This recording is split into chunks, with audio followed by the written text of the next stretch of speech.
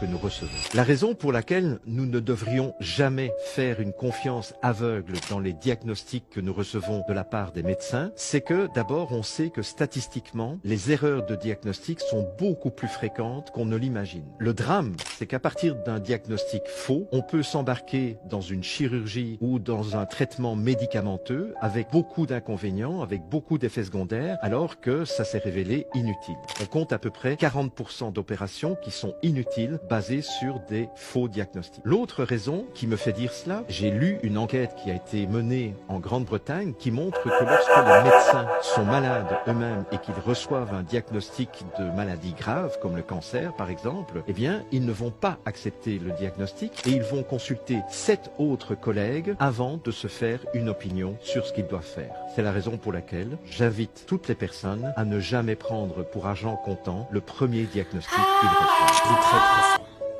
très profond. Très profond. Plus de 40% des opérations se sont avérées inutiles, dues à des erreurs médicales. Le médecin lui-même, quand il est malade, après un diagnostic qu'a fait son collègue, il ne croit pas. Il le renvoie à d'autres collègues.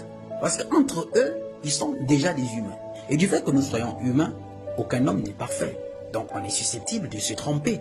Donc pour eux, il peut avoir quelque chose qui ne va pas, que l'autre n'a pas bien vu. Alors qu'est-ce qu'il faut? Il faut renvoyer 2, 3, 4, au moins à 7 pour en tirer une conclusion.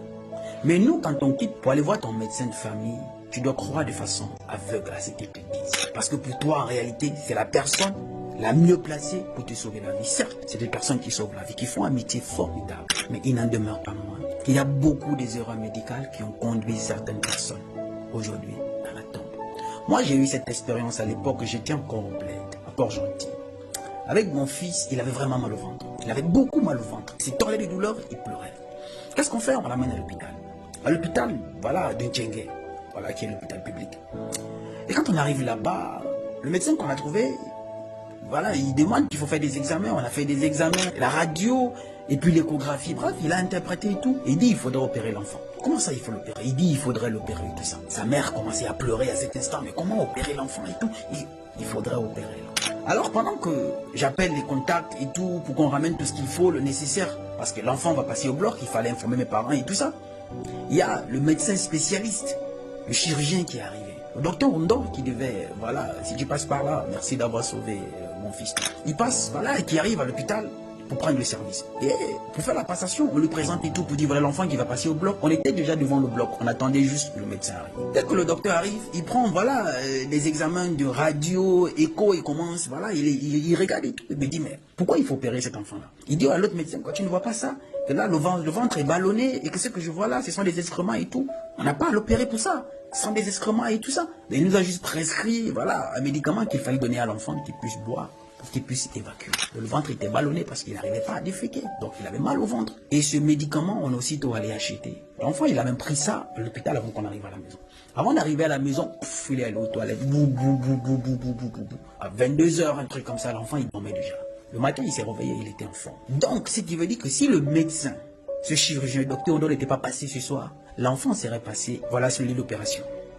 Et vous aurez ainsi payé les factures. Ce qui fait qu'en quelque sorte, ça devient un business. On vous opère pour rien, on vous ouvre, on vous recouvre. On n'est pas là pour vérifier si réellement vous enlevez quelque chose, la maladie et tout ceci. Donc, de grâce, à chaque fois que tu as un diagnostic d'un médecin, va refaire ailleurs. Va refaire ailleurs. Il se pourrait que tu n'as rien. Et parfois, quand tu fais ce diagnostic-là, ou bien pour faire un examen, on t'envoie dans un hôpital spécifique, dans un laboratoire spécifique, pour aller voir un certain médecin spécifique qui va te faire cet examen-là. Aujourd'hui, on vit dans un monde où l'humain est devenu tellement malhonnête qu'il ne se gêne pas à se faire de l'argent sur le dos de n'importe qui, même les personnes les plus vulnérables. De grâce, ne prends pas cette information à la légère. Je ne dis pas de ne pas faire confiance aux médecins. Ce sont des personnes qui font un boulot noble. Ils sauvent la vie pour qui j'ai beaucoup de respect. Mais il s'agit de ta santé. Et toi, tu en es le seul maître. Mieux vaut prévenir que guérir. Il n'est jamais trop tard pour recommencer.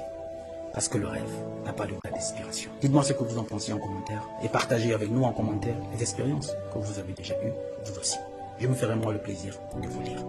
Je suis Roland Campbell, ton frère. Salut!